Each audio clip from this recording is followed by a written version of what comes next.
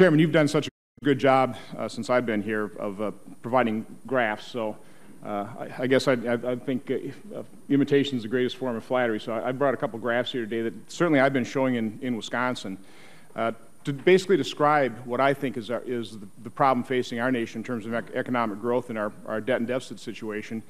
And certainly as I was reviewing the testimony that will be given to us here today, my concern is that we're trying to address a problem of fiscal mismanagement with monetary solutions. And I think we're seeing that in Europe, and it just simply isn't working that well. And one of the charts that I showed to groups in Wisconsin, I turned smiling faces into frowns, is I describe the history of our debt. And I like using this one because it shows in 1987, our total federal debt was $2.3 trillion. It took us 200 years to accumulate $2.3 trillion worth of debt. And we just entered an agreement last year to basically, give the President the authority to increase the debt ceiling by $2.1 trillion. And we'll blow through that limit in less than 2 years. That's a little depressing. The next chart will show total spending. And I know an awful lot of people use the shorthand version that we're cutting spending, or we're proposing cuts. Now, quite honestly, nobody's proposing cuts. This also is kind of a jaw-dropping chart when I show it to groups in Wisconsin, because it shows in 10 years ago, our federal government spent $1.9 trillion. Last year, we spent $3.6 trillion. We've doubled spending in just 10 years. And the argument moving forward is, according to President Obama's last budget, he was proposing spending $5.8 trillion in 2021. The House budget would have spent $4.7 trillion. And I think the graph is pretty visual from a standpoint. We're not talking about cutting the size of government. We're just trying to reduce the rate of growth. Another way of looking at spending is on a 10-year spending level. In the 90s, we spent, put the next one up, in the 90s, we spent $16 trillion over a period of 10 years. The last 10 years, we spent $28 trillion. And again, the argument moving forward is, according to the President's last budget, he was looking to spend $46 trillion in the next 10 years. The House budget would have spent $40 trillion. If you've heard about that $6 trillion in draconian cuts, that's what we're talking about, is the difference between $46 trillion versus 40. But again, I'm an accountant. I can do the math pretty easily. Neither 46 or 40 is less than 28. We're continuing to grow government.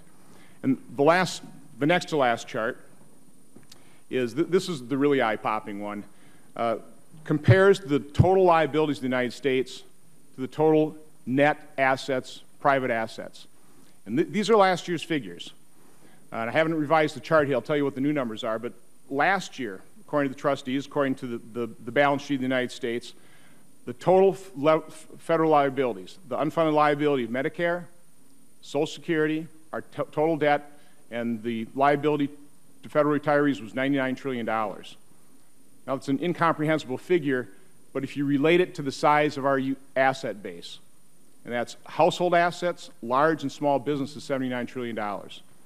Now, that's a definition of a huge problem right there. Now, the latest balance sheet of the United States came out, shows the liabilities as $72 trillion. They've revised the estimate. They've made some actuarial adjustments. They're taking a look at the health care law and actually making the assumption that the health care law will reduce health costs. And I guess the point I'd like to make is in many of our estimates here, we're simply deluding ourselves. I don't think it's rational to really believe that the health care law is going to lower our health care costs. The other assumptions we're making, CBO just released their latest baseline. And in that baseline, they're assuming that we're actually going to let these tax cuts expire, all of them. That's a $5 trillion bet. I don't think that's going to happen. The true cost of health care, I've worked with Douglas Holtz-Eakin on this. I've written some op-eds on it. I've taken a look at it.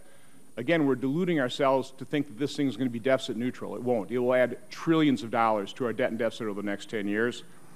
And I think the other thing we have to worry about is the economic growth assumptions that are put in these baselines.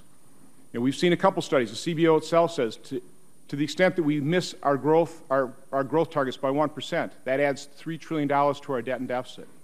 We need to be concerned about that. And I think the final thing we need to be concerned about is we're trying to close the deficit. Again, I think in my graphs, pretty well described a spending problem. And I would just caution anybody that wants to increase tax rates. I want to raise more revenue. by growing the economy. I want to raise more revenue by significant tax reform that's pro-growth. But if we just raise rates, I think we delude ourselves to think that we'll actually have the revenue increases by doing that. I think it would harm economic growth.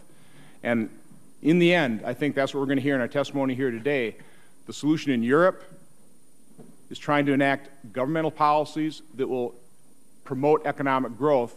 In the United States, we have the exact same dynamic. We have got to make sure that nothing we do here in Washington detracts from economic growth.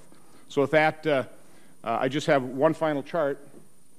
It speaks to the U.S. government in relationship to European economies, and to me, this is an incredibly key metric.